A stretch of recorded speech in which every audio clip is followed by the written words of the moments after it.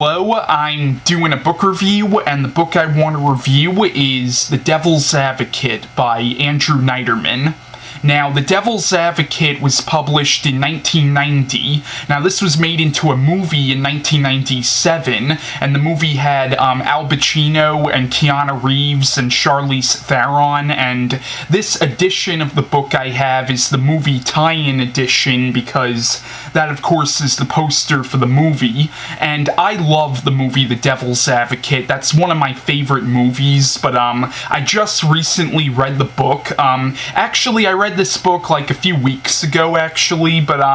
The Devil's Advocate is about a lawyer named Kevin Taylor, who's a lawyer from Long Island, and what happens is, in the beginning of the book, he's defending a math teacher accused of molesting a student of hers, and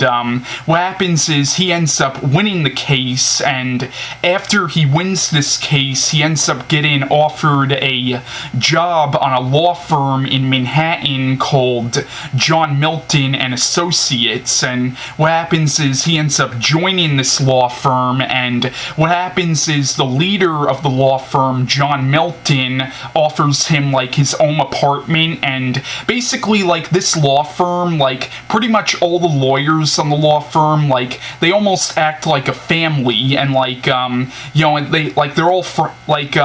when Kevin first joins the law firm, he almost immediately becomes friends with everybody on the law firm, and it turns out that everybody on the law firm lives in the same apartment, which the leader of not the same apartment, but the same apartment building, and and the leader of the law firm, John Milton, also lives in the same apartment building, so it's pretty much like a family, basically, and and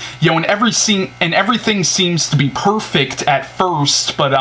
basically throughout the book, Kevin starts noticing that there is kind of a dark side to all this, and basically all the lawyers on this law firm, they literally win every case, even if there's so much evidence against their client. It seems like all these law firms keep winning, all these lawyers keep winning the case, and and you find out in the book that the reason they've won all their cases is because the law firm is in fact run by Satan himself, and John Milton, the leader of the law firm, is in fact the devil in the form of a human. Now, basically what happens is, and in the book, Kevin, he starts having these nightmares where he sees somebody having sex with his wife, and then he wakes up from the nightmares, and then his wife starts talking about how they had sex together, but he can't remember it at all, and, now, I thought this was a pretty good book, but, I do feel like it was a little flawed. Like, I felt like there were points in the book where, I felt like the characters were a little two-dimensional, and towards the end of the book, it starts getting very cliched, but I will say the cliches in the book, they do kind of lead up to something at the end, and I don't want to give away the ending, but, let's just say the book does have a pretty clever and very ironic ending. Now, of course, there was a movie made off this book, and the movie changed a lot from the book. Like, in the book, Kevin Taylor is a lawyer from Long Island. In the movie, he's actually from Florida, but, also they changed, like, the character's name and stuff, but, also in the movie, if you've seen the movie, you know what happens to his wife in the movie. That's completely different in the book, and the movie, the movie made a lot of changes from the book. Like, the movie changed the ending, but to be honest, I'm actually glad the movie made the changes that it did, because even though this is a good book, I do feel like there are points in the book that, where the characters are a little two-dimensional, and I felt like the characters in the movie were a little more fleshed out. Also, even though I liked the ending of the book, personally, I liked the ending of the movie better. I think the movie really, honestly, honestly, I felt like the movie really, I'm glad the movie made the changes that it did, because if the movie remained completely faithful to this book, honestly, I don't think it would have been as great of a movie as it actually was. Now, even though I do recommend the book, I do almost recommend the movie more, but, yeah, but The Devil's Advocate, I do think is a pretty good book. It's definitely an entertaining book, and one thing I do like about the book is the whole moral of the book. Really, the whole moral of the book is really kind of the corruption in the justice system, and how, you know, people who are in fact guilty as sin could end up going free, and, you know, and the whole idea is that what if the justice system really is run by the devil? And the book also suggests that maybe the devil doesn't just have his hands in the justice system, maybe he has his hands in the government, maybe he has his hands even in the church, like, you know, so, you know, the whole idea is how, like, politics and the justice system, what if it really is run by the devil? So I really liked that idea of the book, even though I do feel like it was executed better in the movie.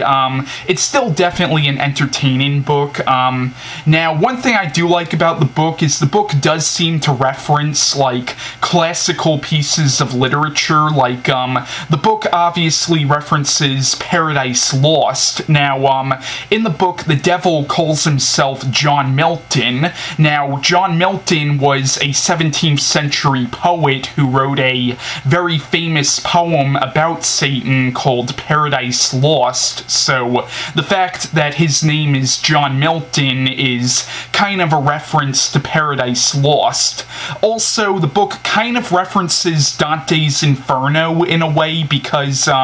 in the book there's a limo driver named Charon. Now, Charon is actually a figure from mythology. I believe he originated in Greek mythology, but basically in Greek mythology, supposedly the souls of the dead are taken down this river into Hades, and they're taken on a ferry by a man named Charon, and in mythology, supposedly you have to pay him a toll, which is where the whole tradition of putting coins over a dead person's eyes came from, and Dante, he uses Charon in his poem The Inferno, because Dante borrowed a lot from Greek mythology in The Inferno, and in The Inferno there was a part where Dante and Virgil had to cross this river in order to get into hell, and they were taken across the river by Charon. So the fact that the limo driver in this book's name is Charon, I'm not sure if it's supposed to be like a reference to Dante's Inferno, or if it's supposed to be just a reference to mythology, but you know, I thought that was pretty cool how they you know, had the character of Charon in there, but, yeah, The Devil's Advocate, it's a book I recommend. Personally, I recommend the movie more, but it's definitely a decent book. If you can get your hands on it, I would definitely recommend giving the book a read. So, yeah, that's my review on The Devil's Advocate by Andrew Neiderman, and bye.